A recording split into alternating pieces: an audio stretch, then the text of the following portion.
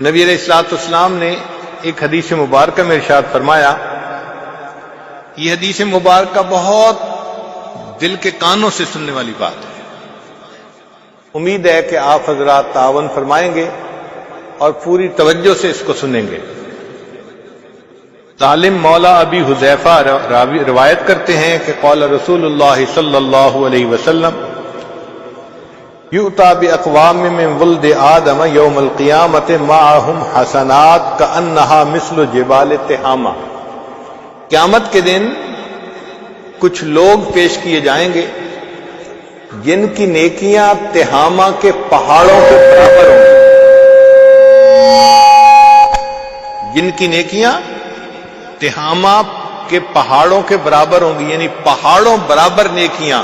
اس کا مطلب نیکی کے کام خوب دوڑ دوڑ کے کرتے تھے، بھاگ بھاگ کے کرتے تھے۔ حتی اذا دنو یعنی اشرفوا علی الجنت نودی فیہم لا نصیب لکم فیہا، جب جنت کے قریب آئیں گے تو ان کو کہہ دیا جائے گا ان کا جنت میں کوئی حصہ نہیں ہے۔ قل تو صحابی کہتے ہیں کہ میں نے پوچھا یا رسول اللہ، اے اللہ کے رسول صلی اللہ علیہ وسلم، جل ہؤلاء القوم لنا حتی نعرفہم، آپ ذرا اس قوم کی کوئی حلیہ بیان کر دیجئے، تفصیل بیان کر دیجئے تاکہ ہم ان کو پہچان تو لیں۔ فوالذی بعثک بالحق لقد خشیت ان اکون منہم، وہ ذات جس نے آپ کو حق کے ساتھ بھیجا مجھے ڈر ہے کہ کہیں میں بھی ان میں سے نہ ہوں۔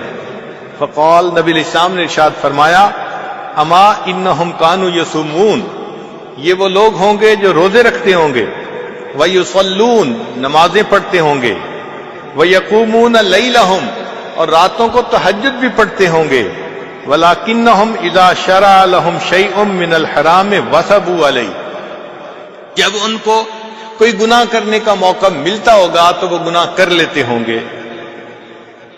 فَأَحْبَطَ اللَّهُ عَزَّ وَجَلَّ أَعْمَالَهُمْ، اور اللہ تعالیٰ ان کے کیے ہوئے عملوں کو ضائع فرما دیں گے۔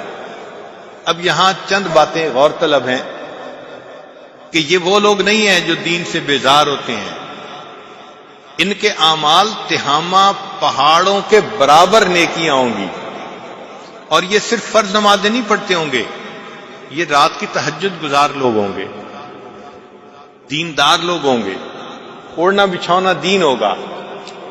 مگر مسئلہ کیا ہوگا؟ مسئلہ یہ ہوگا کہ جب گناہ کا موقع ملتا ہوگا تو گناہ سے رکتے نہیں ہوں گے۔ نتیجہ کیا ہوگا؟ اللہ تعالیٰ ان کے کیے ہوئے عملوں کو ضائع کر دیں گے۔ اب ایک طرف تو پہاڑوں برابر نیکیاں ہیں اور دوسری طرف ان کو اللہ تعالیٰ قیامت کے دن ہوا منصورہ بنا دیں گے، مٹی بنا دیں گے۔ ایسا کیوں ہوگا؟ اس کی وجہ یہ ہے کہ یہ اللہ رب العزت کی پوجا کرنے کی بجائے اپنے نفس کی پوجا کرتے ہوں گے، اور یہ اللہ کے ساتھ شرک ہوگا۔ دیکھیں، ایک ہے ظن پرستی، زر پرستی، شہوت پرستی، نفس پرستی، یہ سب کی سب بت پرستی ہی کی اقسام ہے، خدا پرستی کوئی اور کی۔ تو یہ اتنی نیکیاں کرنے کے باوجود بھی گویا بت پرستی کرنے والے لوگ ہیں۔ اللہ تعالیٰ قرآن مجید میں ارشاد فرماتے ہیں، افرأیت من اتخذ الہہ ہوا، کیا دیکھا آپ نے اسے جس نے اپنی خواہشات کو اپنا معبود بنا لیا؟ تو یہ اللہ کو معبود بھی بنا رہے ہیں مگر نفس کو بھی معبود ہی بنایا ہوا ہے، اس کی بھی عبادت کرتے ہیں، اس کے سامنے بھی جھک جاتے ہیں۔ نتیجہ کیا نکلا کہ اس شرک کی وجہ سے اللہ تعالیٰ کیے ہوئے عملوں کو ضائع فرما دیں۔ اللہ تعالیٰ نے قرآن مجید میں اپنے حبیب صلی اللہ علیہ وسلم سے فرمایا، لئن اشرکت لیحبطن عملک، اگر آپ بھی شرک کریں گے تو کیے ہوئے عملوں کو ہم ضائع کر دیں گے۔ ذرا غور کیجئے، یہ اتنا اہم مسئلہ ہے کہ کی ہوئی نیکیاں برباد ہو جائیں گی اور انسان قیامت کے دن خالی ہاتھ کھڑا ہوگا۔ لہذا یہ بہت ہی توجہ طلب بات ہے کہ ہم شریعت کی چند باتوں پر عمل کر کے خوش نہ ہو جائیں کہ جی ہم تو بڑے نیک بن گئے۔ دیکھنا یہ ہے کہ پوری شریعت پر عمل کرتے ہیں یا نہیں کرتے۔